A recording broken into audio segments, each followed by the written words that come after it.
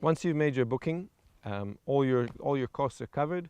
We meet you at the international airport in Nairobi, and somebody will transfer you from that airport either to your hotel or straight to the regional airport, at which point you'll meet your flight to bring you here to the Mara. Again, your transfer from the airstrip here in the Mara to the camp is all included. And you get here and all of your game drives, your accommodation, your food and your drinks are all included in the cost.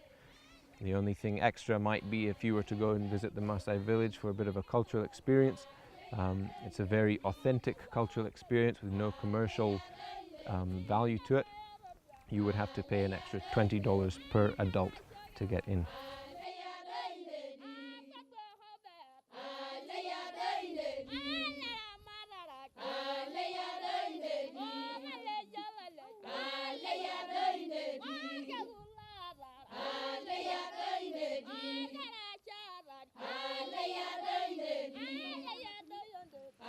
Mara Boisha Conservancy is about 50,000 acres. We're a small, exclusive tented camp, and we're in an exclusive conservancy area which is owned by the Maasai. The Maasai are getting direct benefit from tourists and from us being here. All of our guides are very highly qualified Maasai guides.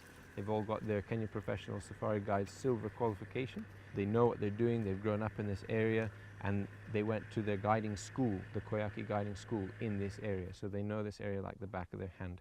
Buffaloes are actually considered as one of the most dangerous animals in Africa, more especially when you're doing walking safaris. And only the member camps within the conservancy are allowed to drive and do game drives here. So it's a limited number of vehicles that you'll encounter on your game drives, and all of the camps within the conservancy are limited by size as well. So there's not large numbers of people visiting this area, so it's all low impact tourism. Whereas when you go down into the reserve, sometimes you'll find very large lodges, very large hotels and camps. So the main difference between the National Reserve and the Mara Boisha Conservancy is the impact of the tourism and the numbers of the tourists. So when you get to a sighting of lions or cheetahs or something else, you might be the only vehicle there. Because we're in quite a thick forest, bushy area, we've got the tents spaced out quite a bit, and each tent has lots of privacy between, with all the bush and trees in between. Also, the tents are side-facing tents, so you've got a big lounge bed on the veranda and a big open window over the bathroom, so you can sit on your bed or you can be in the shower and you can have a great view across the plains. Oh, I think the camp's wonderful. It's basically a hotel decamped into a tent. We've got, well, it's not even a double bed, it is a super king size that we've got here. Extremely comfortable. You've got running water, you've got hot showers, even though they are from a bucket that they fill up in the evening, but you've still got full shower facilities. Sit down toilet, always useful, no squatting. Facilities that they've laid on is everything you'd have in a hotel. They even come down, put your bed down in the evening, and because it can get quite cold, you'll find a nice hot water bottle to keep your feet a bit toasty. In keeping with our eco-friendly ethos and trying to keep our impact to a minimum, here at the back of the camp, this is the store here, and above the store we've got solar panels, and 100% of the power within the camp, that's the lights and the tents, as well as an area for you to charge your cameras and your batteries and your laptops. All of that power is generated by these solar panels. However, along the pathways and down in front of the dining area, we've got hurricane lamps, so it provides a very nice atmosphere for you to eat your dinner and to enjoy the stars and under the African night sky. We've got no fence around the camp.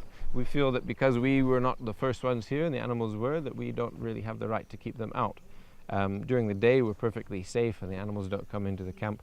But in the evenings we've got night guards who patrol the camp, and one of their jobs is to escort the guests from the vehicle to the tent, back again down to the dining tent once it's dark with a bright torch, and then back again in the evening after dinner back to their tents to go to sleep.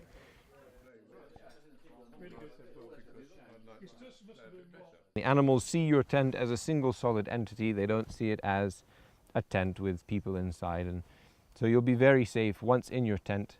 And even before you get to your tent, the guards will have patrolled ahead of you to know what's on the path or what's not there.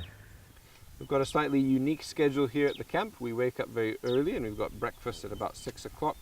Then you'll go out with your no-spill travel mugs full of tea and coffee, and then you'll be back in time for brunch. Well, we got here about 5 minutes ago. It's a small family of elephants. There are 2 adults, 2 babies. And over the course of the last 5 minutes they've come from about 100 feet away to practically inside the vehicle.